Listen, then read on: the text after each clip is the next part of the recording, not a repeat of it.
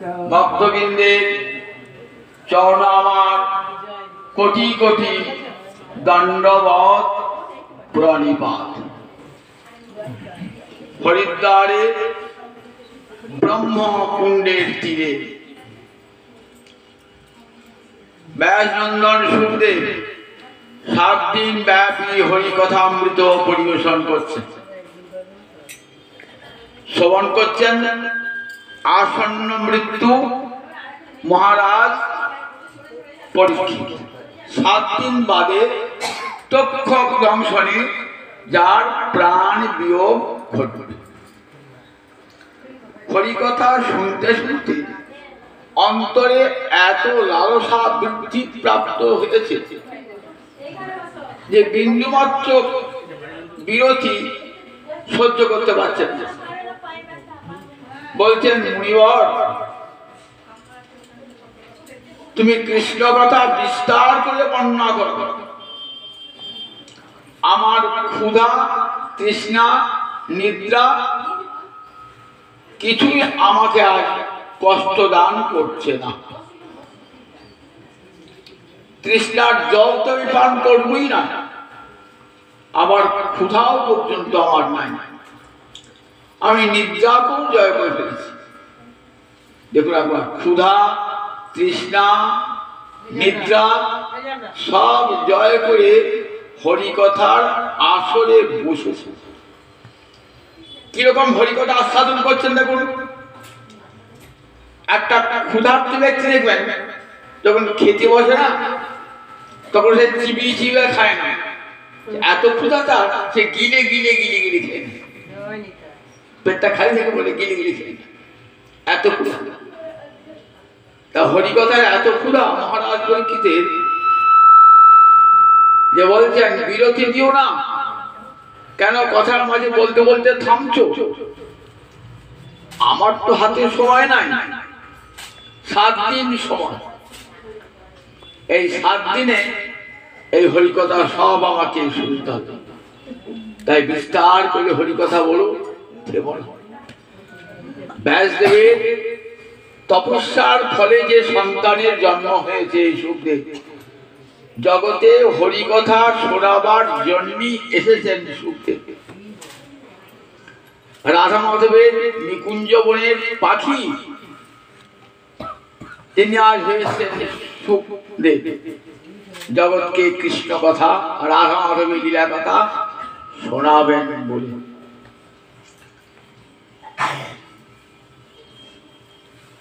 মহাদেব শোনাচ্ছেন দেবী দুর্গাকে অমরকণ্টক পাহাড়ের গুহায় বৃন্দাবন লীলার কথা মহাদেব বলছেন। আর শুনছেন কে? পার্বতী বৃন্দাবনের কথা শুনছেন। খুব ইচ্ছা হয়েছে পার্বতী, স্বামী আমাকে শোনাও রাধা মাধবের লীলার কথা। শুনতে শুনতে পার্বতীর নিদ্রা এসে গেছে। মহাদেব বলে চলেছেন, পার্বতী মহাদেবের কোলে ঘুমিয়ে পড়েছে। কথা শুনতে হু দিচ্ছেন, হু দিচ্ছে, আত্ম হু দিচ্ছেন, ঘুমিয়ে গেছেন তো।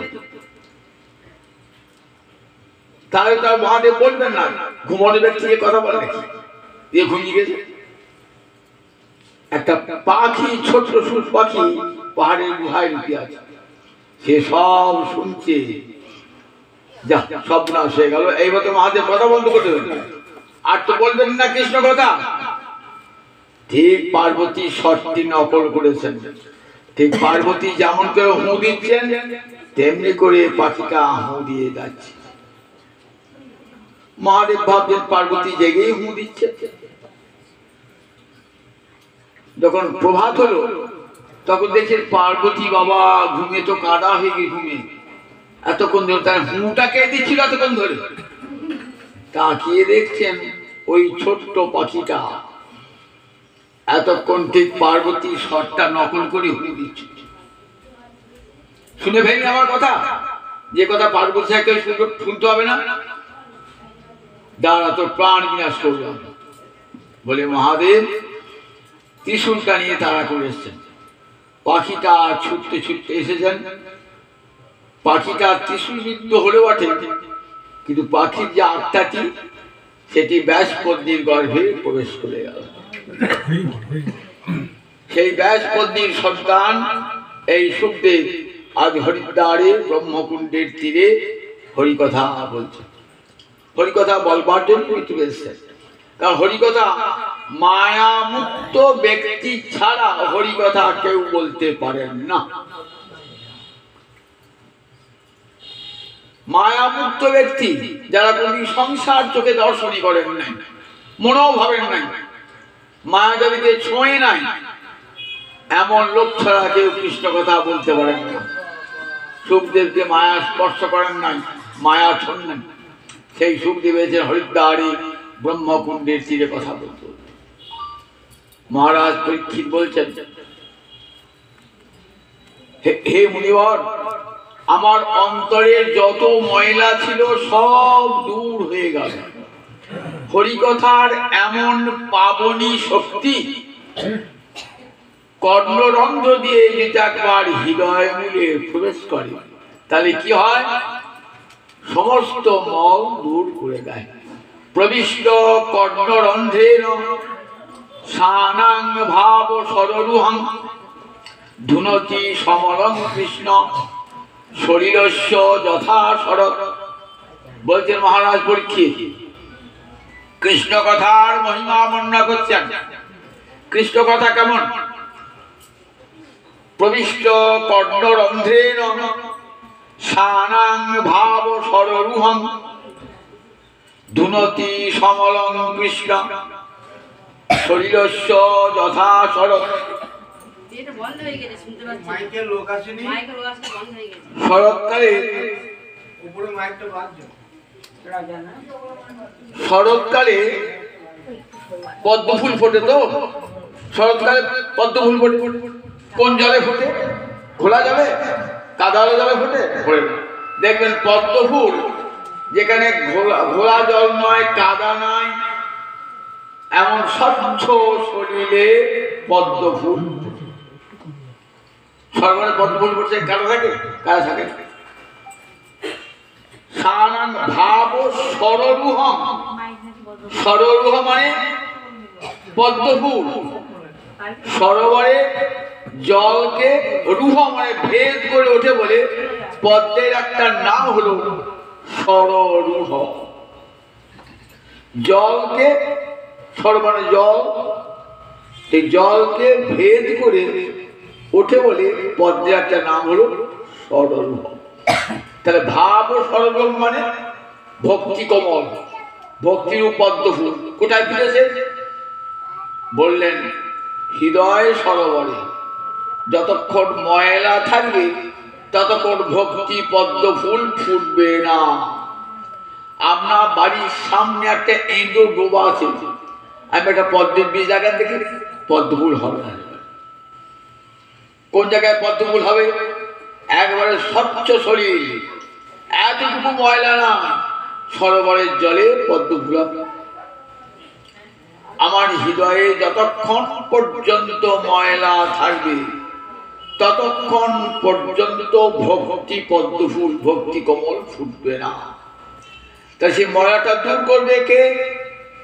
বলেন প্রবিষ্ট কর্ণরন্ধ্রেণ। হরিকথা দুটো কর্ণের ছিদ্র দিয়ে প্রবেশ করে আমার হৃদয়ের ময়লাটাকে দূর করে দেবে। কেমন কেমন করে? সানাং, যারা শুনছেন ভক্ত, নিজের জন, সানাং মানে নিজের জন, তাদের ভাব ও সরলম অর্থাৎ ভক্তি কমল ফোটার ব্যবস্থা করে তাদের কি করেন? ধুনতি সমলম, সমস্ত মলকে দূর করে দেন। কেমন? শরীরস্য যথা শরৎ। শরৎকালের জল যেমন এতটুকু ঘোলা থাকে না, আর সেই জলেতেই পদ্ম ফুল হয়। হরিকথা কি করে? বলে হরিকথা তেমনি ভক্তের হৃদয়কে নির্মল করে দেয়, সমস্ত মল দূর করে দেয়, তারপরে ভক্তি পদ্ম ফুল ফুটে ওঠে। এখানে শরীরস্য যথা শরৎ কথাটি বলা একটা গুরু তাৎপর্য আছে। সুদর্শন পাত্রিকায় বলছেন, আপনি বর্ষাকালে একটা জারে করে জল তুলে আনলেন, তো 5 দিন থাকার পর দেখবেন জারটা তলে অনেক কাদা জমে গেছে, অনেক কাদা জমে গেছে। কারণ যখন জল তিনি আসেন বর্ষাকালে, জলটা খোলা জল তো কাদা মেশানো থাকে, জারের তলায় দেখলেন কাদা জমে গেছে। উপরকার জলটা স্বচ্ছ হয়েছে, যদি আপনি নড়িয়ে দেন তাহলে কি দেখবেন আবার ঘোলা টুটু পড়বে। যেই নড়িয়ে দেবেন না, দেখবেন জলটা স্বচ্ছ ছিল, সেই জলটা আবার ঘোলাটে হয়ে গেল একটু নড়ালে পরে। কিন্তু সরোবরে জল তুলে এনেছেন, যতই নাড়া দেন না কেন সে আর ময়লা হবে না। বলছে তাই জ্ঞান যোগ এরা কেমন না, ঘোলা জলের মতো উপরে জল সাধন করে জলটা পরিষ্কার হয়ে ওঠে, কিন্তু তলায় ময়লাটা থেকে গেল। যদি আবার কিছু নাড়িয়ে দেয় কেউ, আবার দেখবেন ময়লাটা উঠে গেল। কিন্তু সরোবরের জল যারে ঘোরাবে আর ময়লা হবে, ঘোরাতে হবে। কিরকম দেখুন, সৌঘরী ঋষি জলের তলায় বসে তপস্যা করছে। সৌঘরী ঋষি জলস্তম্ভন বিদ্যা জানতেন, জলটাকে স্তব্ধ করে তার তলায় তপস্যা করছে। সংসার, নিজের সংসার ছেড়ে চলে গেছেন, স্ত্রী পুত্রকে ছেড়ে দিয়েছেন, জলের তলায় বসে সাধন করছে। নিজের সংসার, স্ত্রী পুত্র সব ছেড়ে গেছে, ভগবানের মনটা লগ্ন করবার জন্য জলের তলায় নির্জর স্থানে বসে তপস্যা করছে। দেখছেন একটা মৎস্য আর একটা মৎস্যী, একটা পুরুষ মাছ আর একটা স্ত্রী মাছ একসঙ্গে বিহার করছে। ব্যাস, যেই দেখলেন সৌভ ঋষি, কিছুক্ষণ দেখার পরই অন্তরটা চঞ্চল হয়ে উঠে। আবার স্ত্রী সান্নিধ্য লাভ করবার জন্য অন্তর চঞ্চল হল। দেখেছেন তো, ওই নাড়িয়ে দিল, ওই ঘোলা জলটা উঠে পড়ল, মাটিতে উঠে পড়ল ঘোলা জল। জ্ঞানের দ্বারা, যোগের দ্বারা কি করেছিলেন, ময়লাটা নিচে নামিয়েছিলেন। কিন্তু যেই দেখলেন একটা মৎস্য আর মৎস্যী একসঙ্গে খেলা করছে, তখনই অন্তরে আবার সংসার বাসনা জেগে উঠল। জল থেকে উঠে এলেন, তখন মানধাতা রাজা, মানধাতার 50টি সুন্দরী কন্যা ছিল। রাজাকে গিয়ে বলছেন, রাজা আমি তোমার কন্যাগণকে বিবাহ করতে চাই। কত বছর তপস্যা করেছেন জলের তলায়, কিছুই খান নাই, শরীরে তো হাড় গোটা শুধু আছে, কিছুই নাই তো, হাড় ঝিরঝিরে হয়ে গিয়েছে একবারে ঘাটের মরা। এসে বলছে বিয়ে করবো। যদি বলেন রাজা, না তোমার সঙ্গে আমার মেয়েরা বিয়ে করবে, আমার সুন্দরী কন্যারা বিয়ে করবে কেন, সঙ্গে সঙ্গে রাজা কবি সব দিয়ে দেবে তো। রাজা বললেন ঠিক আছে, আমার তো কোনো আপত্তি নাই, বিয়ে তো করবে আমার মেয়েরা, যদি মেয়েরা রাজি হয় আমার আপত্তি নাই। বলেন যাও। অন্দরমহলে গেলেন, 50টা রাজকন্যা এসেছে, বলছে দেখো আমি তোমার সঙ্গে বিয়ে করতে চাই। সুন্দরী রাজকন্যা ওইরকম হাড় বেরোনো ঘাটের মরাকে দেখে এসবে খেলতে হাসতে গেছে, কত বুড়ো হয়ে গেছে, আর বলছে বিয়ে করবো। ও আমাকে দেখে হাসছো, আমি বুড়ে কি ভাবছো, আমার হাড় বেরোনো চেহারা দেখছো, দেখো যোগ বলে আমি এমন যৌবন নিয়ে আসবো শরীরে, চিন্তায় করতে পারবো। বলে বেশ জানো, হ্যাঁ বিয়ে করবো। যোগ বলে এমন সুন্দর নবযৌবন ধারণ করলো না, তখন 50টা কন্যা, ও বলছে আমি গলায় মারলো, ও বলছে আমি গলায় মারলো, 50টা কন্যা কি বিয়ে করলেন। বলে তুমি সাধু, তুমি জলের তলায় থাকো তো, আমরা কিন্তু জলের তলায় থাকবো না। বলে তোমার জলের তলায় থাকতে হবে না, তাহলে একটা প্রাসাদে কিন্তু আমরা 50 জন থাকবো না, আমাদের 50 জনের জন্য আলাদা 50টা প্রাসাদ বানিয়ে দিতে হবে।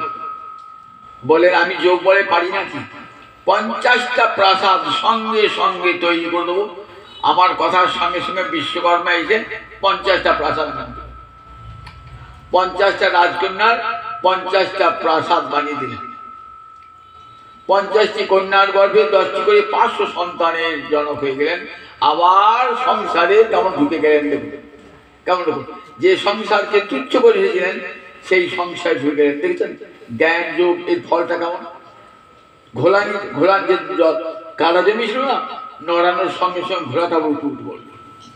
দীর্ঘদিন সংসার করার পর অন্তরে চৈতন্য, ছি ছি ছি, এ আমি কি করেছি, যে সংসার আমি ত্যাগ করে এলাম, যে শ্রীভূত থেকে ত্যাগ করে এলাম, আবার সেই সংসার বাসনা আমার জাগ্রত হল।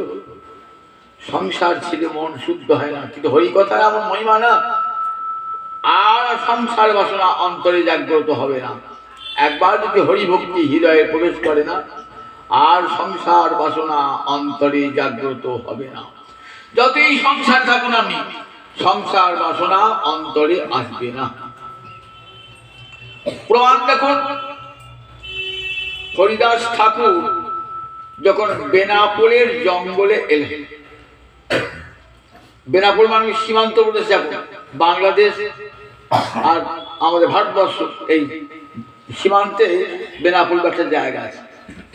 এইখানে একটা জঙ্গল, এই জঙ্গলে বসে হরিদাস সেবা করত। হরিদাস নির্জনে থাকতেন, কেউ আমাকে জানুক চিনুক, আমাকে সম্মান দান করুক, এটা কোনো কৃষ্ণ ভক্তি চায় না, নিজের প্রশংসা গুণগান কেউ চায় না। কিন্তু ফুল যখন ফোটে না, নির্জন মনেই ফোটে, তো ভ্রমর কি সন্ধান পেয়ে যায়, ঠিক সেখানে ভ্রমর বিহারী হয়ে যাবে। হরিদাস ঠাকুর তুই চান না আমার কেউ প্রশংসা করুক, আমার কাছে কেউ আসুক, কিন্তু গুণমুগ্ধ যারা ঠিক চলে গেছে যেতেন হরিদাসের কাছে, সম্মান জানাতে হরিদাসকে। হরিদাস কি করতেন, 3 লক্ষ নাম প্রতিদিন, মাসে 1 কোটি নাম, এই নামটাকে জীবনে ব্রত করেছিলেন। অন্য কোনো জ্ঞান যোগাদি সাধন করেন নাই, হরিনামটাকে ব্রত করেছিলেন। হরে কৃষ্ণ কৃষ্ণ কৃষ্ণ হরে হরে, হরে রাম রাম রাম হরে হরে। 1 লক্ষ নাম উচ্চৈস্বরে, 1 লক্ষ নাম শুধু জিহ্বাটা অর্থ উপাংশু জপ, আর 1 লক্ষ নাম মনে মনে, 3 লক্ষ নাম। সবাই প্রশংসা করে, দেখো নামকে ব্রত করেছে, খাওয়া দাওয়া সব ত্যাগ করে নামকে ব্রত করেছে, এমন ভাবে নাম করছে। সবাই প্রশংসা করে, সবাই প্রণাম জানায়। ওইখানকার জমিদার, তার নাম রামচন্দ্র খাঁ, তার অন্তরে হিংসা জাগ্রত হল যে আমি জমিদার, আমার এত মান খাতির নাই, আর কথা হরিদাস একটা ন্যাংটা ফকির, তার এত নাম এত যশ, যে কোনো উপায়ে হরিদাসের নাম যশ, যাতে নাম যশে কলঙ্ক লাগে তার ব্যবস্থা করতে হবে। কি করে করা যায়? হরিদাস তখন তো নবযৌবন, মানুষের বিচ্যুতি ঘটায়, নারী অর্থ এগুলো মানুষের জীবনে বিচ্যুতি ঘটায়। তো তাই ভাবলেন দেখো হরিদাস তো যুবক, সুন্দরী রমণীর কাছে পাঠাবো সন্ধ্যাবেলা, তাহলে ওর চরিত্রকে হরণ করা যাবে। নগরে সব গণিকাগণকে ডাকলেন, যারা দেহ ব্যবসায় করে তাদেরকে ডাকলেন, বলেন দেখো তোমরা যদি হরিদাসের ব্রত ভঙ্গ করতে পারো, তাহলে তোমরা যা চাইবে তাই। সবারই সাহস হচ্ছে না। লোককইরা বলে একজন যুবতী বললেন আমাকে 3 দিন সময় দেন, 3 দিনের মধ্যে ওই হরিদাসের ব্রত ভঙ্গ করবো।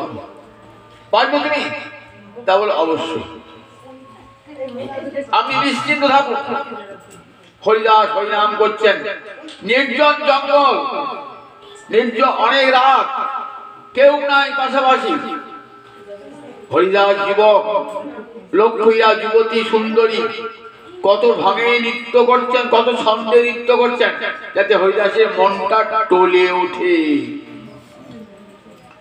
দেখেছেন তো হরিদাসের অন্তর স্বচ্ছ সরোবর, আর টলার মতো টলাইও টলবে না, ঘোলা জল নয় যে ময়লা উঠবে। বলেন ঠিক আছে, তোমার বাঞ্ছা আমি পূর্ণ করব। আমার একটা ব্রত আছে, মাসে প্রতিদিন 3 লক্ষ নাম, মাসে 1 কোটি নাম। আমার 3 লক্ষ নাম পূর্ণ হয়ে গেলে তোমার বাঞ্ছা। এমনি করে 1 রাত গেল, 2 রাত গেল, 3 রাত গেল, হরিদাসের নাম আর শেষ হলো না। শেষকালে লক্ষ্যহীরা নয়ন জলে ভাসতে ভাসতে হরিদাসের চরণে আত্মসমর্পণ করল। আমি তোমার মন হরণ করতে এসেছিলাম, আমি আমার মন তোমার চরণে অর্পণ করলাম। আজ থেকে আমি তোমার অনুগতা শিষ্যা, আমাকে তুমি উদ্ধার করো। আমার কর্ণে কৃষ্ণ নাম দিয়ে আমাকে জমিদার রামচন্দ্র খা পাঠিয়েছিল তোমার চরিত্র হনন করবার জন্যে। আমি দেখলাম কৃষ্ণ নামাশ্রয়ী কৃষ্ণ ভক্তের চরিত্র কখনো হনন করা যায় না। যোগী ঋষির মন টলানো যায়, কিন্তু নামাশ্রয়ী কৃষ্ণ ভক্তের মন কখনো টলানো যায় না। লক্ষ্মীরা পান করবে, লক্ষ্মীরাকে কৃষ্ণ মন্ত্রে দীক্ষা দান করলেন। বলেন এই নির্জন বেলা বেনাপোলে তুলসী মঞ্চ স্থাপন করে তুমি প্রতিদিন নাম গ্রহণ করো, তোমার সমস্ত পাপ কালিমা অন্তর হতে দূর হয়ে যাবে। আজও সেই লক্ষ্মীরার জঙ্গল আছে, আজও বেনাপোলে, সেখানে সবাই গিয়ে লক্ষ্মীরাকে প্রণাম জানায়। যে লক্ষ্মীরা গণিকা, সবার চোখে ঘৃণা, আজ সে শত সহস্র বৈষ্ণবের প্রণামের যোগ্য হয়েছে নাম করছে। তাহলে দেখুন যে হরিভক্তি যদি একবার হৃদয়ে প্রবেশ করে, কারু সাধ্য নাই তার হৃদয়টাকে টলায়। শ্রীমদ্ ভাগবতের 11 স্কন্ধে ভগবান উদ্ধবকে এই কথা বলছে। জানো উদ্ধব, বাধ্য মানবী মদ ভক্ত বিষয়ই অজিতেন্দ্রিয় প্রায় প্রবলভয়া ভক্তা বিষয়ী না বিভূতে। আমার ভক্ত অনেক সময় বিষয় ভোগ করতে বাধ্য হয়, সংসার ত্যাগ করতে পারছে না, মনে ত্যাগের বাসনা রয়েছে কিন্তু ত্যাগ করতে পারে না, বাধ্য। এবং তার ইন্দ্রিয় সমূহ এখনো জিতেন্দ্রিয় হয় নাই, ইন্দ্রিয় সমূহ দমিত হয় না, সংসারে রয়েছে, কিন্তু সাধুগুরু বৈষ্ণবকে আশ্রয় করে, সে নামকে আশ্রয় করেছে, ভক্তিকে আশ্রয় করেছে, তাতেই কাজ হবে। বাধ্য মানবী মদ ভক্ত বিষয়ই অজিতেন্দ্রিয়। অজিতেন্দ্রিয় মানে ইন্দ্রিয় জয় করতে পারে নাই, কিন্তু কৃষ্ণ মন্ত্র গ্রহণ করেছে, সাধু ভক্তের সঙ্গ করছে, নাম সংকীর্তনী ভজনের অঙ্গগুলি করছে, কিন্তু সংসার রয়েছে, তার পতন হবে? বললেন না, পতন হবে না। উদ্ধব জিজ্ঞাসা করেছে, ভগবান উদ্ধবকে উত্তর দান করছে, জানো আমার সেই ভক্তি যদি একবার কোন ক্রমে একবার হৃদয়ে ঢুকে যায়, তাহলে সেই ভক্তি হৃদয়ের সব মল নাশ করে দেয়। ধীরে ধীরে ধীরে ধীরে ভক্তি বৃদ্ধি প্রাপ্ত হয়, প্রবলভয়া ভক্তা। ভক্তি ধীরে ধীরে এমন বৃদ্ধি প্রাপ্ত হতে থাকে, 1 জন্মে না হলেও 5 জন্মেও হবে। তখন কি হবে? আর বিষয় তাকে অভিভূত করতে পারে না। সংসার থাকলে যে ভক্তি নষ্ট হয়ে যায় তা নয়, দেখাচ্ছেন শ্রীমদ্ ভাগবত। মহারাজ অম্বরীশ সংসারের মধ্যেই রয়েছে। আমাদের একটা ক্ষুদ্র সংসার, 4-5 জন লোক নিয়ে, স্ত্রী পুত্রকে নিয়ে সংসার, এত মাথা কামাতে হয় না। আর মহারাজ অম্বরীশ ভারতবর্ষের রাজা, শুধু নিজের সংসারের কথা চিন্তা করলে হবে না, রাজ্যের সমস্ত মানুষের সুখ সুবিধা অভাব অভিযোগের কথা চিন্তা করতে হয়। তার মাঝে কেমন করে কৃষ্ণ ভক্তি দাবি হয় বলতে? আমি জীবনে ওখানে ভালো কাটাতে যাবেন, কি করে যাব? ছেলেটা বাড়িতে নাই, বউটা বাড়িতে নাই, মেয়েটা নাই, অমু নাই, কত প্রকার ওজোর আপত্তি আসে। দেখেছেন তো, সামান্য ছোট্ট সংসার, অর্থাৎ ইচ্ছাটা আমাদের তো প্রবল নয়। আর দেখুন মহারাজ অম্বরীশ ভারতবর্ষের রাজা, কোথায় কোন প্রজা বিদ্রোহ করছে চিন্তা করতে হয়, কোথায় কোন রাজ্যের কোন অংশে লোকে দুর্ভিক্ষে খেতে পারছে না, তাদের খাবার ব্যবস্থা করতে হয়। রাজাকে সব চিন্তা করতে হয়, নিজের সংসার না। কিন্তু এত সংসারের মধ্যে থেকেও মনটা কোথায়? সুখদেব বলছে, দেখো মহারাজ, তুমিও তো রাজা ছিলে, আর মহারাজ অম্বরীশও রাজা ছিল। তুমি এতদিন কি করেছিলে? সংসারে মেতেছিলে, সংসারে। আজ অভিশাপ পেয়েছো বলে আমার কাছে এসে যায়, যদি অভিশাপ না পেতে থাকতো আসতে না। অথচ কিন্তু তোমার আগেই আসা উচিত ছিল। কেন? তুমি তো মায়ের পেটে গোবিন্দের কৃপা লাভ করেছ।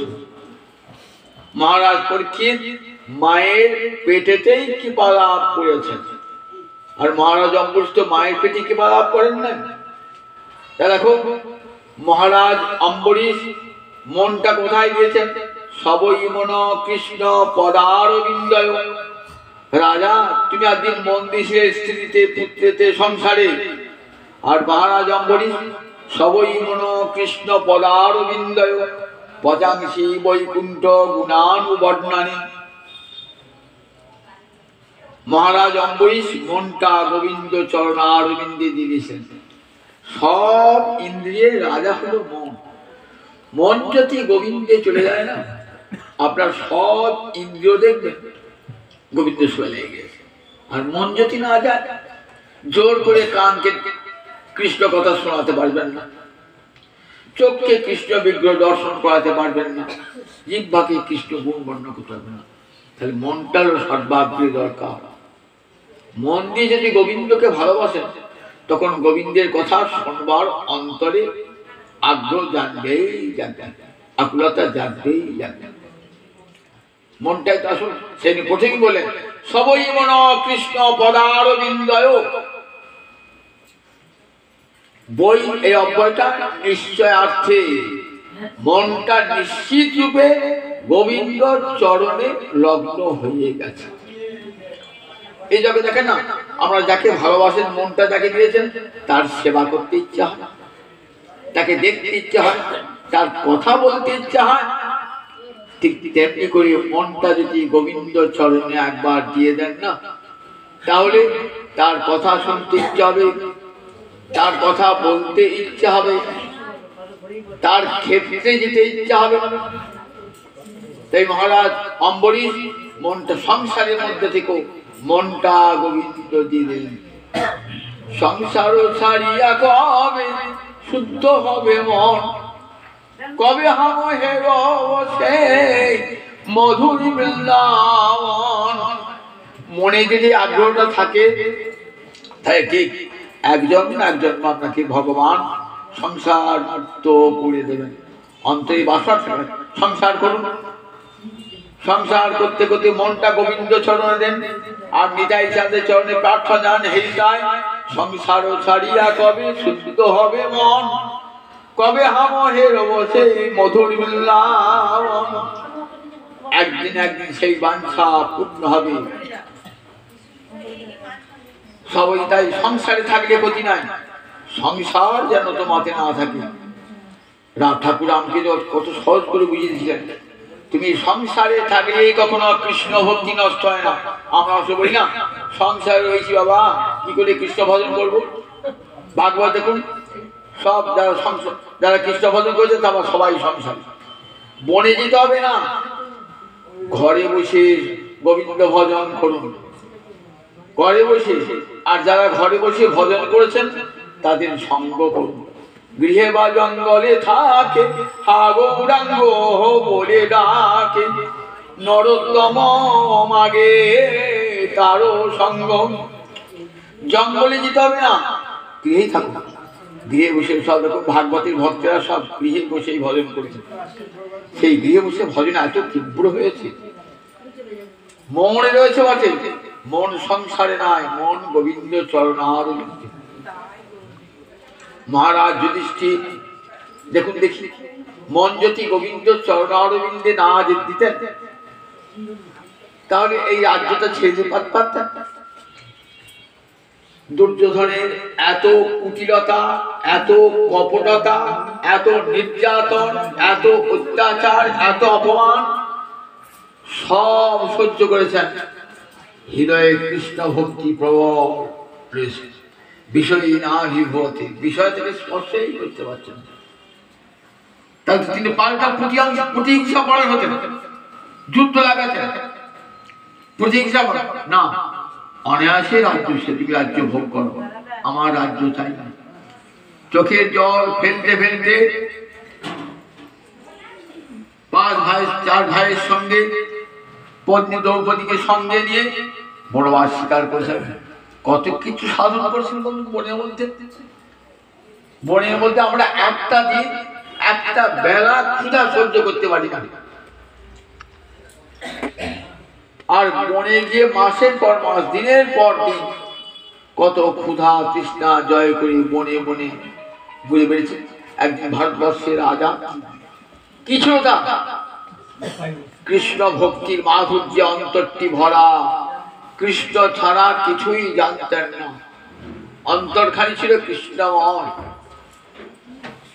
তিনি জানতেন আমাকে একদিন রাজা করেছিলেন গোবিন্দ, আজ আমাকে আবার ফকির করেছেন, আবার যদি ইচ্ছা একদিন সিংহাসনে বসাবেন, এ তো তারই ইচ্ছা।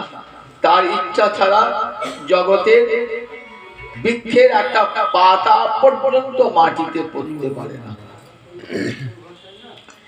কেমন সুদৃঢ় ভক্তি ভগবানের, কেমন অচঞ্চলা ভক্তি।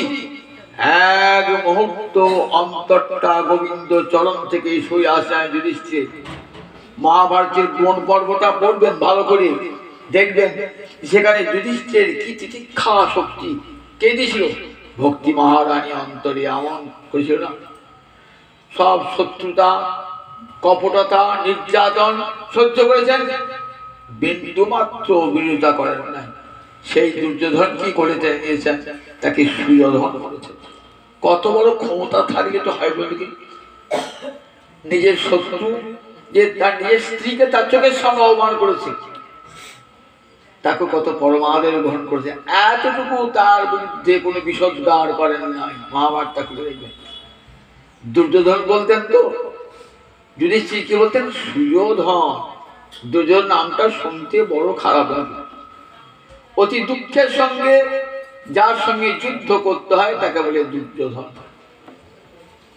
সুযোধন দেখো রাজসূয় করলেন, তখন এক একজনকে এক একটা দায়িত্ব দান করছেন। তো দুর্যোধনকে কি দায়িত্ব দিলেন, ভান্ডার ঘরের দায়িত্ব। এটা কাকে দেয় বলুন দেখি, একবার নিজের ঘনিষ্ঠ জন, যাতে খাদ্যের অপচয় না হয়। এতগুলি নিমন্ত্রিত লোক যদি না খেতে পেয়ে ফিরে যায়, কত বড় অপমান হয় বলুন দেখি একবার। তাই ভান্ডার ঘরের দায়িত্ব সবাইকে দেওয়া যায়? দেওয়া যায় না, খুব ঘনিষ্ঠ জন ছাড়া দেওয়া যায় না। তাই যে দুর্যোধন শত্রুতা, তাকে দিলেন ভার, যুধিষ্ঠির ভান্ডারী দায়িত্ব। তাহলে কতখানি বিশ্বাস, দুর্যোধন মনে বিশ্বাস নাই, যুধিষ্ঠির অন্তরে কতখানি বিশ্বাস। দেখুন কৃষ্ণ ভক্তি অন্তরে ছিল বলি বনে বনে ঘুরে বেরিয়েছেন। একদিন নির্জন কুটিরে বসে আছেন, পাতা ছাওয়া কুটিরে বসে আছেন। দ্রৌপদী বলছেন যে দেখো রাজা, তুমি ধর্মরাজ, সবাই বলে তুমি সত্য থেকে ধর্ম থেকে একদিনও বিচ্যুত হও নাই। তাতে তুমি তো রাজা, রাজাকে অনেক সময় সত্য থেকে ধর্ম থেকে বিচ্যুত হতে হয় রাজ্য রক্ষা করবার জন্যে। তুমি সত্য থেকে ধর্ম থেকে বিচ্যুত হও না, কিন্তু দেখো তোমার এত গুণ তোমার, কিন্তু একটা বড় দোষ, তুমি পাশা খেলো, আর সেই পাশা খেলার জন্য দেখো তোমাদের ভাইয়েরা আজ বনে বনে ঘুরে বেড়াচ্ছে। দেখো যে ভীম বিলাস বাসন খুব ভালো, ভীম খুব বিলাসী ছিল, সাজতে খুঁজতে খুব ভালোবাসতো, আর সে কি করছে পর্বতে গেরুয়া মাটি গায়ে মারছে, খোলা গায়ে পুরো আছে, খোলা গায়েছে। নকুল সহদেব দেখো তাদের কি অবস্থা, তাদের মাথার চুল গাছ কত বড় হয়েছে, দেখো তাদের তাদের চুল কাটার বয়স পর্যন্ত নাই। দেখো অর্জুন এত বড় ক্ষত্রিয় বনে বনে ঘুরে বেড়াচ্ছে, কোথায় দুটো পশু শিকার করে বেড়াচ্ছে, ফল পুড়িয়ে বেড়াচ্ছে, এ তো তোমার জন্য। আর তুমি শুয়ে আছো কোথায় আজকে, তুমি শুয়ে আছো কুশের উপরে শুয়ে আছো। বনের ফলমূল কখন অর্জুন আনবে তাই খাবে, তাই উপোস করা। আর একদিন তুমি শুয়ে থাকতে সোনার পালঙ্কে শুয়ে থাকতে, কত দাস দাসী তোমার সেবা করত, প্রতিদিন তোমার গৃহে যজ্ঞ হতো, যজ্ঞের অবশিষ্ট রাজভোগ দাস দাসী এনে তোমার সামনে ধরতেন, তুমি ভোজন করতে। শুয়ে থাকতে সোনার পালঙ্কে কত দাস দাসী তোমার সেবা করত, তোমার ভোরবেলায় ঘুম ভাঙতো বৈতারিকের সঙ্গীতে, তোমার গুণগানে, আর আজকে শিয়ালের ডাকে তোমার ঘুম ভাঙছে। তোমার মনে কষ্ট হয় না, কিন্তু আমার মনে কষ্ট হয়। আমি তো পত্নী, আমার স্বামীদের এমন দুরবস্থা দেখে আমার অন্তরটা কেঁদে ওঠে। আমি নিজে কোনো সুখ চাই না, ডবুল বলছেন, কিন্তু তুমি দুঃখে আছো, কষ্টে আছো, এটা যদি ভাবি না মনে কষ্ট হয়। রাজা তোমার জন্য হয়েছে, তুই কেন পাশা খেলতে গেলে? বলছেন দেখো দেবী, ভগবানের বিশ্বাস আছে তোমার? তবে হ্যাঁ, ভগবানের বিশ্বাস আছে। দেখো ভগবান কখনো কাউকে ফকির করেন, কখনো কাউকে রাজা করেন। আমি যে পাশা খেলি সেটা কি আমি নিজের ইচ্ছায়? গোবিন্দই আমাকে দিয়ে পাশা খেলিয়েছেন, আমাকে দিয়ে সংসার রাজ্য খেয়ে নিয়েছেন। আবার যদি ইচ্ছা হয় তিনি আমাকে সিংহাসনে বসাবেন। দেখেছেন কতখানি দৃঢ় নির্ভরতা ভগবানে, কেমন নির্ভরতা, এক মুহূর্ত মনটা ভগবান থেকে।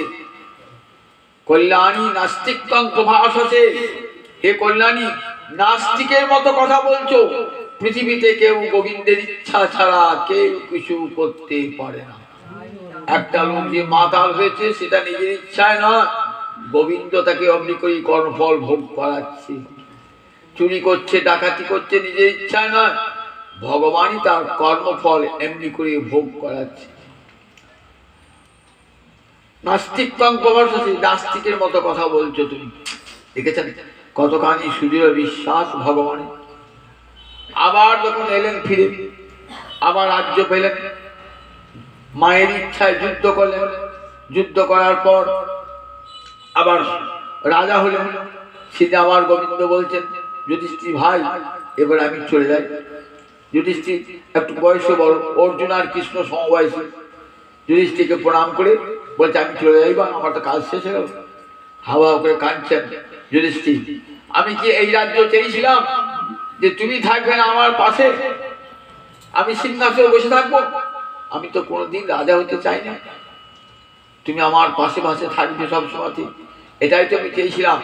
এই রাজ্য চাই না, আমি আবার বনে বনে ঘুরে বেড়াবো, বনবিহারী বনমালী তোমার সঙ্গ পাবো বনে বনে।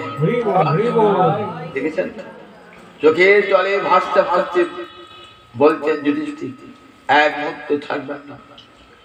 কতখানি সংসারের মধ্যে থেকেও কেমন রাজত্ব করেছেন, কিন্তু মন গোবিন্দ চরণারবিন্দে, 24টি ঘন্টা মন গোবিন্দ চরণ। কারো প্রতি কোনো বিদ্বেষ নাই।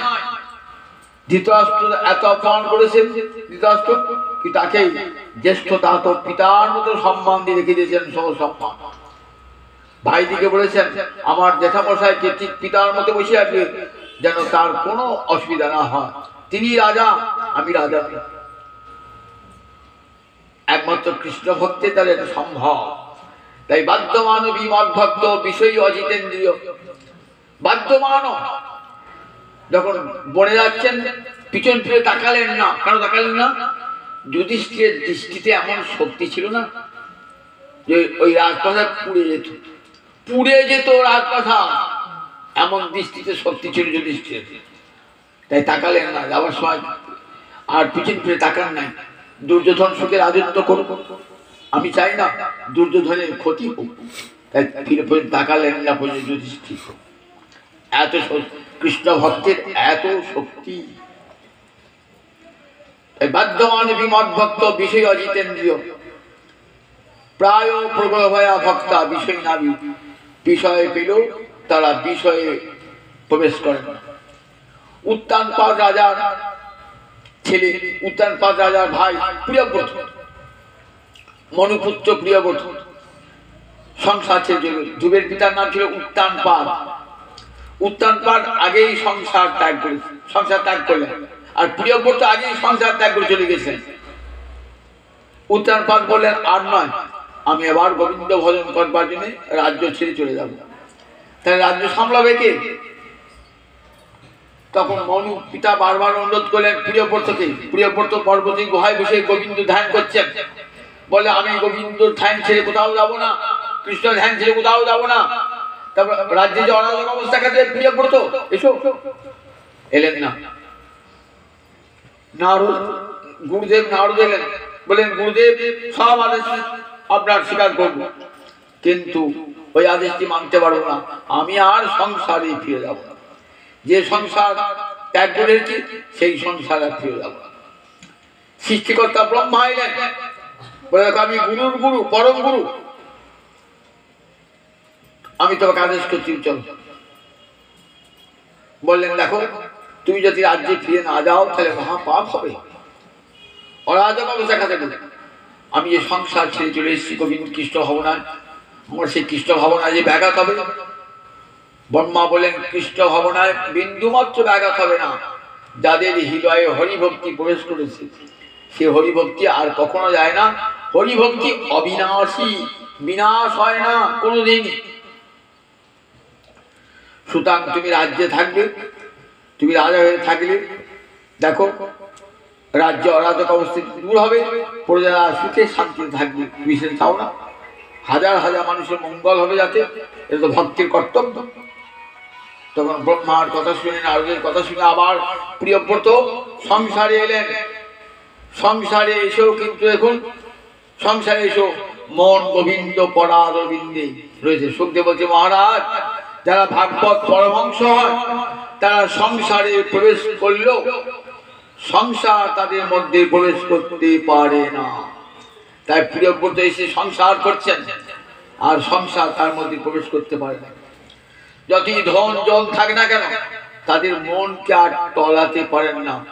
মন যদি একবার গোবিন্দ চরণে বসে যায়, চঞ্চল মন তো, সেই মনটাকে গোবিন্দ চরণে বসানো বড় কঠিন। কিন্তু একবার যদি বসে যায়, ভ্রমর যদি একবার মধুতে বসে যায়, দেখবেন সে আর সে উঠবে না। দেখে না পদ্ম ফুলে যায় ভ্রমর, তো পদ্মে মধু খাচ্ছে, তো সন্ধ্যা হয়ে গেল, পদ্ম পাপড়ি বুঝিয়ে দিচ্ছে, এবার তো পদ্মের ভিতরে মরে যাবে, কিন্তু সে আর মধু ছাড়তে পারে না।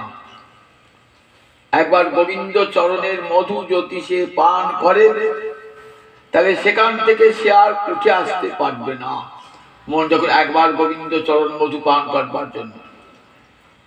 সুদামা দেখুন সংসার করেছিল, সুদামা স্ত্রী ছিল, পুত্র ছিল সুদামার, দেখুন কত অভাব, কত দারিদ্র, কত অনটন, পরবার কাপড় পর্যন্ত নাই, গায়ে তেল মাখবার তেল পর্যন্ত নাই, পরনের কাপড়খানা ছেঁড়া, কোনোদিন খেতে পান, কোনদিন খেতে পান না।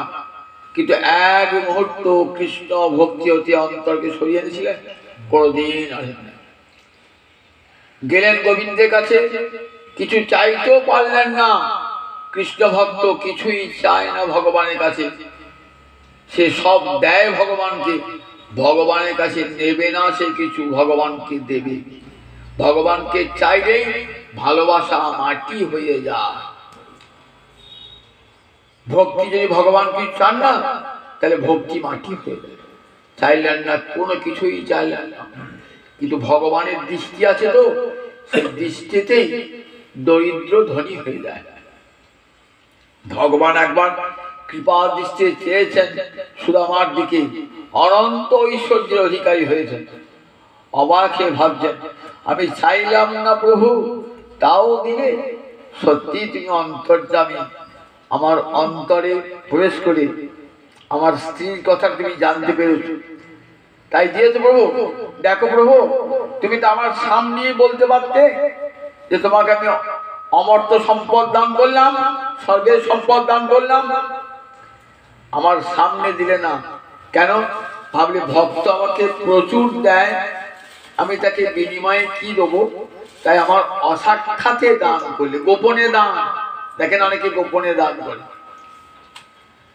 ভগবান ভক্তকে গোপনে দান করছেন, গোপনে দান করছেন ভক্তকে।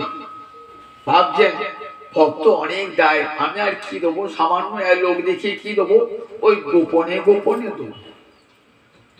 যদি কেউ ভাবে দেখো ওই লোকটা অনেক দেয়, আমি ওকে কি দেবো, আমি লুকিয়ে চুরিয়ে একটা কিছু দিয়ে আসবো। ভগবান ঠিক ভাবছেন, ভগবান ভাবছেন যে আহা দেখো সমস্ত জীবনটাই তো আমাকে দিয়েছে সুদামা, হৃদয়ের সব ভালোবাসাটুকু স্ত্রী পুত্র কারোর জন্য রাখেন নাই, সবটাই আমাকে নিবেদন করেছেন, তাই কি দেবো বিনিময়ে? সামান্য একটু ধন দিলাম। ধন সম্পদের অধিকারী হয়ে কি ভাবছেন যে গোবিন্দ আমাকে ধন সম্পদ দিয়েছে বটে, কিন্তু এই ধন সম্পদ আমি তোমার সেবাতেই লাগাবো, তোমার সেবাতেই লাগাবো। তুমি দিয়েছো তোমার এবং তোমার ভক্তের সেবায় লাগাবো।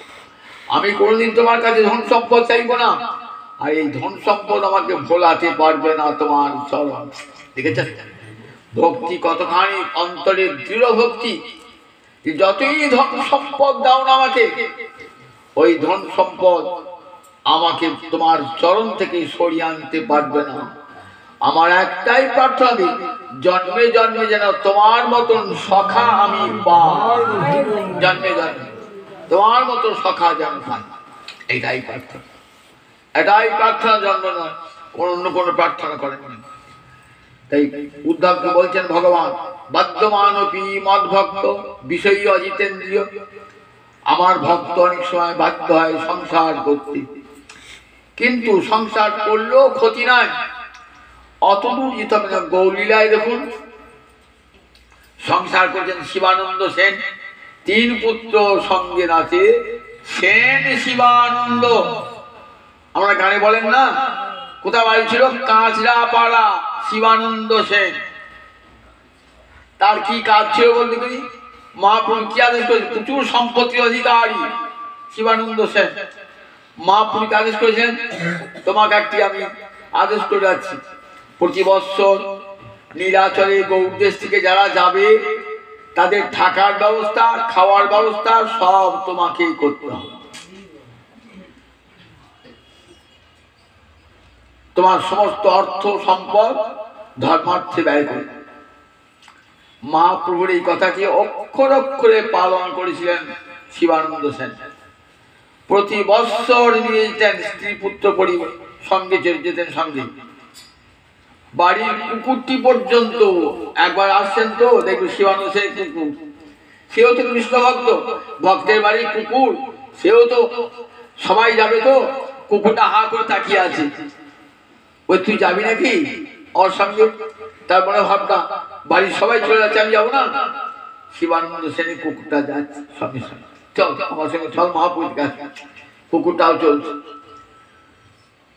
যেটা নদী পার হতে হবে, নদীর মাঝি বলছে কুকুরটাকে পার করবো না। কেন করবো না?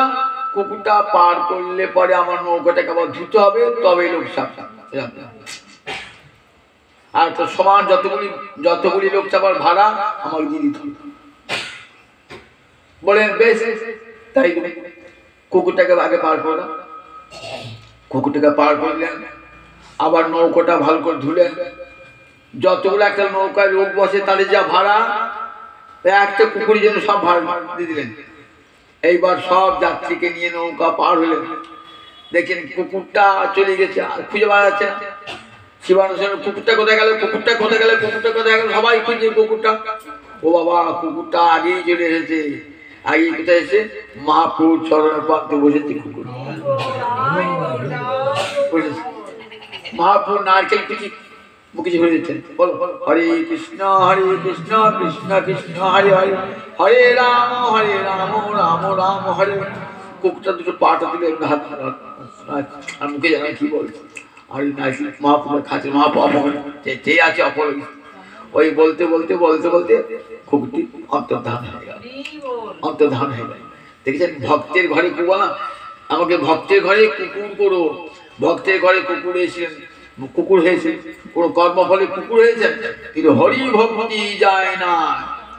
একটা কুকুর সে বুঝতে পারলো কিনা প্রতি বছর পুরী যায়, আমিও যাবো তোমার সঙ্গে পুরী। আবার সবার আগে পৌঁছিয়েছেন কোথায়, যে আমি নিরিবিলিতে গৌর হরিকে দর্শন করবো, গৌর হরি কৃপা লাভ করবো। গৌর হরি কৃপা লাভ করেছেন, ওইখানে কুকুরটি দেহ ত্যাগ করেছে গৌর হরিকে দর্শন করতে করতে। দেখুন হরিভক্তি এমনই, আমার দিকে অভিশাপ দেয়, অভিশাপ বলে আমার দেহ যাবে, কিন্তু আমার হরিভক্তি যাবে না। হরিভক্তিকে কেউ অভিশাপ না নষ্ট করতে পারবে। হরিভক্তিকে মহারাজ পরীক্ষিত হরিভক্তিকে অভিশাপ দিয়ে নষ্ট করতে পেরেছিল। উনি তো অভিশাপ দিয়েছেন সিংজি, 7 জাত থেকে তখন বংশের 7 দিন বাদে মৃত্যু হবে, কিন্তু হরিভক্তি নষ্ট হলো। হরিভক্তি অভিশাপেও নষ্ট হয় না। ও শত শত অভিশাপ দিল, হরিভক্তি নষ্ট হবে না। হরিভক্তি অবিনাশী। শিব গোসাই পাক ভক্তি সুন্দর বলছেন, বললেন দেখো অবিচ্ছিন্ন ধর্মবসাদ, ভক্তি এমন ধর্ম একবার যদি হৃদয়ে প্রবেশ করে তাহলে আর এই ভক্তি কখনো যায় না। কোনো না কোনো দিন আবার দেখবেন এই ভক্তি প্রকাশ প্রাপ্ত হয়ে যাবে। কিরকম মহাদেব উদাহরণ দেন, আপনার বাড়িতে যে আমরা ময়লাগুলো আছে, নোংরাগুলো আছে, কি করেন আপনি সেই নোংরাগুলো নিয়ে গিয়ে ডাস্টবিনে ফেলে দেন, পুঁতিতে কাজতো। একদিন কি দেখলেন, আপনার হাতে একটা হীরের আংটি ছিল, ওই আংটিটা আলগা হয়ে ওই ডাস্টবিনে পড়ে গেল। অনেক খুঁজছেন, অনেক ময়লা মধ্যে হারিয়ে যেত, খুঁজে পাচ্ছেন না, দামি জিনিস তো খুঁজে পাচ্ছেন না। পাশে প্রতিবেশী কি খুঁজছেন গো, এ আমার হীরের আংটি পড়ে গেল, খুঁজে পাচ্ছে না। বলো কোনো চিন্তা নাই, ও ঠিক পেয়ে যাবে। এখন এত ময়লার মাঝে খুঁজে পাবেন না তো, ওই আসুক বর্ষাকালে এখানে বৃষ্টি সব পৌঁছে যাবে আস্তে আস্তে, আর হীরের তো পৌঁছবে না, সব পৌঁছে যখন দেখবে আর কিছুই নাই, তখন দেখবেন ওই হীরের আংটা একবার জল জল জল জল জল জল করছে। ঠিক তাই হলো, মাসের পর মাস অপেক্ষা করেন, বর্ষা জল হলো, সব পচে গলে চলে গেল, হীরের আংটি জল জল করছে। আমাদের মধ্যে কত নোংরা আছে, তো কত অশুভ চিন্তা আছে, থাক কোনো ক্ষতি নাই, কিন্তু একদিন যে হরি কথা হরিভক্তি শুনেছি, হীরের আংটি ঠিক একদিন সব ময়লা দূর হয়ে যাবে, আর হরিভক্তি হীরের আংটি জল জল। একদিনই শুনুন হরি কথা, একদিনই বলুন হরি নাম, সেটা ব্যর্থ হবে, আর থেকেই যাবে, থেকেই যাবে, কখনো বিনাশ প্রাপ্ত হয় না। শিবানন্দ মহাপ্রভু ভক্তের মধ্যে অনেক ধনী ব্যক্তি ছিলেন, অনেক ধনী ব্যক্তি ছিলেন, কিন্তু তারা সব ধন কৃষ্ণ সেবায় লাগিয়েছে। মহাপ্রাণ বলেছেন ধর্মে ধন উপার্জন করবে, যারা সংসারী মানুষ তাদের কিন্তু উপায় করতেই হবে, কিন্তু ধর্মে ধন উপায় করবে, এবং সেই ধন কৃষ্ণ সেবায়, কৃষ্ণ ভক্তের সেবায় লাগবে। শিবানন্দ সেন করতেন, 3 পুত্র সঙ্গে আছে, সেন শিবানন্দ, কতখানি অন্তরে কৃষ্ণ ভক্তি। দেখুন মহাপ্রভু কথা সারা জীবন, শ্রীকণ্ডের মুকুন্দ আর নরহরি 2 ভাই তো, মুকুন্দকে মহাপ্রভু তুমি দ্বার পরিগ্রহ করবে আর ধন উপার্জন করবে, সংসার চালাবে তুমি, নরহরি আমার কাছে থাকবে। বলে প্রভু আমাকে আদেশটা দিলেন কেন, আমার ভাই ছোট, তাকে আদেশ দেন, আমি বলছি অবিবাহিত হয়ে থাকবো। বল না, তুমি কি করবে, তোমার সন্তানকে নরহরি মানুষ করবে, তুমি ধর্মে ধন উপার্জন করবে, গোপীনাথের সেবা করবে, আর তুমি চিকিৎসা যে বৃত্তি সেটি মানুষের উপকার সাধন করবে। সেই আদেশ পালন করেছেন মুকুন্দ, সারাটা জীবন ধরে পালন করেছেন মহাপুরুষের আদেশ, সারা জীবন পালন করেছেন। দেখুন আমরা ভাগবত দেখতে পাই না, এইসব রাজা মহারাজারা প্রত্যেকে দেখুন সংসারী, কেউ আবার কেউ সংসার ত্যাগী, সংসার ভজন করে, আমার রাজর্ষি ভরত রাজ ঐশ্বর্যের মধ্যে থাকলেন, ভগবানকে ভজন রাজ ঐশ্বর্যের মধ্যে রাজর্ষি ভরত ভজন করলেন। দেখেছেন তো ভজন করছেন রাজ ঐশ্বর্যের মধ্যে রয়েছেন তো, কিন্তু মন গোবিন্দ চরণারবিন্দে ভজন করতে করতে মনে যখন চঞ্চলতা এসে গেল আর থাকতে পারলেন না। সুদৃষ্টজ দ্বার সুতান সুহিতার্যং হৃদস্পৃশ জহুক যুবৈব মলবাত উত্তম শ্লোকলা আলস। আর সংসার সুদৃষ্টজ দ্বার পত্নী পুত্রকে ত্যাগ করলেন যৌবন বয়সে। তখন স্ত্রীর প্রতি কত আকর্ষণ, সংসারের প্রতি কত আকর্ষণ, অর্থ মান যশের প্রতি কত আকর্ষণ যৌবনে মানুষের থাকে। তো যৌবন বয়সে ত্যাগ করলেন এক মুহূর্তে কৃষ্ণ ভালোবাসতে আর থাকতে পারলেন, সংসারে থাকতে পারলেন না। তাই প্রায় প্রগলভয়া ভাবতা বিষয় না বিভূতি, বিষয়ের মধ্য থেকেও বিষয় মনটাকে কেড়ে নিতে পারে না। রূপ সনাতন সব ছিলেন বিষয়ের মধ্যে ডুবেছিলেন, সামান্য বিষয় নয়। আমাদের মধ্যে একখানা দুটো ঘর বাড়ি নয়, বিরাট প্রাসাদে থাকতেন, সোনার পালঙ্কে শুয়ে থাকতেন, কত দাস দাসী সেবা করতো, কত ভোগের জীবন এক মুহূর্তেই পরিত্যাগ করেছেন গৌর কৃপা পেয়ে। আবার দেখুন কত কষ্ট করে সাধুমশাই পার যাচ্ছেন মহাপ্রভুর কাছে, পায়ে পালকি ছাড়া যেন হাঁটতো না, পায়ে হেঁটে যাচ্ছে। বৃন্দাবনে গিয়ে পড়ে রয়েছে, কেমন করে গাছতলায় পড়ে রয়েছে, গাছতলায় পড়ে আছে। কোন হাট জুটছে, কোন জুটছে না, কবু চারা চর্বণ, কবু বাস। কৃষ্ণ ভক্তিতে অন্তর খারাপ হয়ে আছে। তাই বিষয় আবির্ভূতি বলেন, বিষয় কিছু করতে পারে না, বিষয় তারিখে অভিভূত করতে পারে না। পৃথু রাজা ভাগবতে চতুর্থ স্কন্ধে পৃথু রাজা উপাখ্যান আছে। পৃথু রাজা এত ঐশ্বর্যের মাঝে থেকেও মন গোবিন্দ চরণ আরবিন্দে, কৃষ্ণ ভক্তি অন্তরে এমন না, মন গোবিন্দ চরণ আরবিন্দে মন টলাতে পারে নাই। বলে পৃথু রাজা তুমি কি চাও, কি নেবে বলো। ভগবান এসে বলছেন আমি চাই হাজার হাজার কর্ণ, অযুত কর্ণ এ সময় বলো, এটা আমার বরদান। কান নিয়ে কি করবে, ওই হাজার হাজার কান নিয়ে তোমার কথা শুনবে। তাই উদ্ধব বলছে, তাকে উদ্ধব এক ভাগবত এক স্কন্ধে উদ্ধব গোবিন্দকে বলছেন, গোবিন্দ বলছেন উদ্ধবকে, কি বলছে উদ্ধবকে, বাধ্য মানবী মদ ভক্ত বিষয়ী অজিতেন্দ্রিয় প্রায় প্রগলভয়া ভক্তা বিষয়ী আমি ভক্তি। আমার ভক্ত বিষয়ে বাধ্য হয় সংসার করতে, সংসার করো ক্ষতি নাই, সংসারের মধ্য থেকে বরং কৃষ্ণ ভজন ভালো হয় সবচেয়ে। কারণ সংসারটা দুর্গ। দেখবেন ভাগবতী পঞ্চম স্কন্ধে যখন প্রিয়ব্রতীকে বোঝাচ্ছেন না, বলছেন দেখো সংসার একটা দুর্গ। দুর্গে কি হয়, যখন শত্রু রাজা আক্রমণ করেছে না, তখন কি করে, তখন রাজার সমস্ত প্রজারা গিয়ে দুর্গে দৌড়কে যাতে আক্রমণ করতে না পারে। তেমনি সংসার সমাধি ছটা ঋতু, কাম ক্রোধ লোভ মোহ মাৎসর্য 11টা ইন্দ্রিয়, এরা শত্রু। এরা যে কোনো মুহূর্তে আমাদেরকে যে কোনো মুহূর্তে আর পতন ঘটিতে পারে, যে কোনো মুহূর্তে। এতে এত দুর্বার শক্তি না, ভয়ঙ্কর শক্তি। এক একটা ইন্দ্রিয়ের কেমন শক্তি দেখুন। একটা পতঙ্গ তার একটা কি শক্তি, একটা মাত্র ইন্দ্রিয় তার সক্রিয়।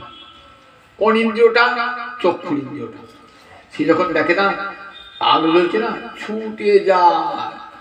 দেখেছেন তো, ওই চোখটা তার এত শক্ত, ছুটে যায়, খুঁটে ওই রূপে গিয়ে পরে কি আলো রূপে গিয়ে যে আলো যে পড়লো না, সঙ্গে নিজের ভিতরে গিয়ে একটা ইন্দ্রিয় সক্রিয়, তাতেই তার মৃত্যু হয়ে গেল। হাতি তার একটা ইন্দ্রিয় ত্বক, এই ইন্দ্রিয়টা প্রবল। সে হস্তিনীর অঙ্গ স্পর্শ পাওয়ার জন্য ছুটে যায়।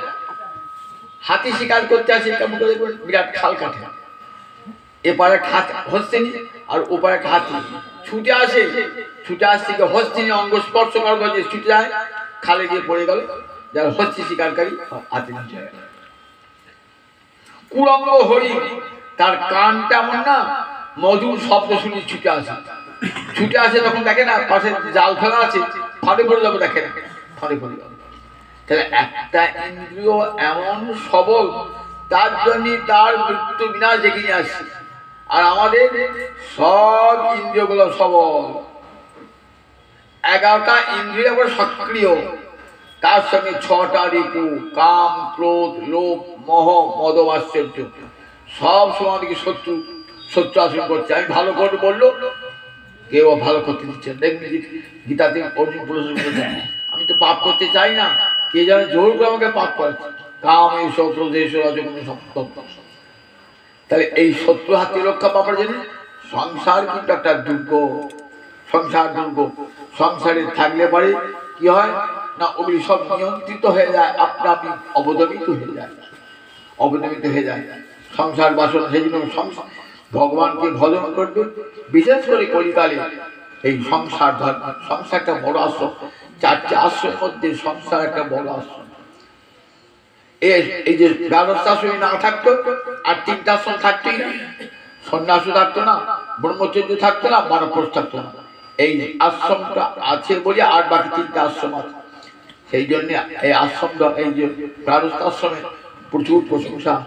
মহাপ্রভু নিতাই চাঁদকে বলেন, যাও, বৈষ্ণব ধর্মটা বৈরাগীর ধর্ম নয়, এটা লোককে জানাতে হবে, সংসার থেকে এই ধর্ম করা যাবে। যাও নিতাই চাঁদ, যেমন অদ্বৈত প্রভু সংসার করেছেন, তুমি তেমনি করে সংসার করবে। সংসার ছেড়ে এসে আবার নূতন করে সংসার করলেন নিতাই চাঁদ। বললেন, তোমার যে বংশধারা, সেই বংশধারা জগৎকে হরিভক্তি প্রচার করবে। অসংখ্য শাখা তোমাকে আশ্রয় করে জগতে হরিভক্তি বিলাবে। মহাপ্রভু আদেশটি সৌরাজ্য করে আবার নিতাই চাঁদ এলেন। সূর্যদাস সরকারের 2 কন্যা বসুধা জাহ্নবাকে বিবাহ করলেন। বসুধার গর্ভজাত সন্তানেরা আবার দেখুন সর্বত্র হরিভক্তি প্রচার করে দিচ্ছেন। যেমন অদ্বৈত প্রভু সংসার করেছেন সীতা বিদ্যা শ্রীদেবী, তাদের সন্তানেরা, তাদের শিষ্যেরা পরম্পরায় হরিভক্তিকে ধরে দিয়েছে। তাই মহাপ্রভু চাইছিলেন যে বৈষ্ণব ধর্ম কেবল সন্ন্যাসীর ধর্ম নয়, বৈরাগীর ধর্ম নয়, সংসারে থেকেও এই ধর্ম আচরণ করা যাবে। বরং সংসারে থাকলে সুরক্ষিত থাকবে, সুরক্ষিত থাকবে। স্ত্রী পুত্রাদি রয়েছেন, সবসময় শাসনে রাখবে। তারপরে বিন্দুমাত্র পতন ঘটবার সম্ভাবনা থাকে না সংসারে। সেই সংসার কি দুর্গ, ভাগবতে বলেছেন সংসার দুর্গ। সেই সংসারের মধ্যে থেকে কৃষ্ণ ভজন করলে, বললেন কৃষ্ণ ভজন এতটুকু ক্ষতি হবে না, বরং বৃদ্ধি প্রাপ্ত হবে। প্রায় প্রবল ভয়া ভক্তা। সংসার থেকে সুখের সংসার হয়ে যাবে। স্ত্রী পুত্র সকলকে, স্ত্রীকে নিয়ে এলেন কেন, কি জন্য? আপনার সংসার যাতে আমরা কৃষ্ণ সেবার সাধিকা হয়েছি। পুত্র সন্তান উৎপাদন করে কি জন্য? পরবর্তীকালে আমি যে গোবিন্দ মন্দির স্থাপন করলাম, গোবিন্দ স্থাপন করলাম, আমার পর কে সেবা করবে? আমার পুত্র সেবা করবে। এমনি করে বংশ পরম্পরায় গোবিন্দের সেবা চলবে। স্ত্রী পুত্রাদি যারা যারা আসবে তারা সবাই আমার কৃষ্ণ সেবার সহায়ক সহায়িকা হবেন। এমনি ভেবে সংসার করেন, সংসারটা বৃন্দাবন যাবে আর কংসের কারাগার হবে না। আর যদি শুধু ভোগের জন্য আসি তাহলে সংসারটা হবে কংসের কারাগার। যদি সেখানে ঠাকুর দেবতা কিছুই না থেকে, ভগবানের ভজনা না থাকে, তাহলে সে সংসার হবে কংসের কারাগার। সেখানে বাপ বেটা মারামারি হবে, ভাই ভাই মারামারি হবে, সংসারটা শ্মশান হয়ে যাবে। আর যদি সংসারে কৃষ্ণ সেবা থাকে, সবার মধ্যে অন্তরে কৃষ্ণ ভক্তি জাগ্রত হয়, সংসারটা বৃন্দাবন হয়ে যাবে। তাই আমার মহাপুরুষ চেয়েছিলেন যে বৈষ্ণব ধর্ম সংসারের মধ্যে থাকুক।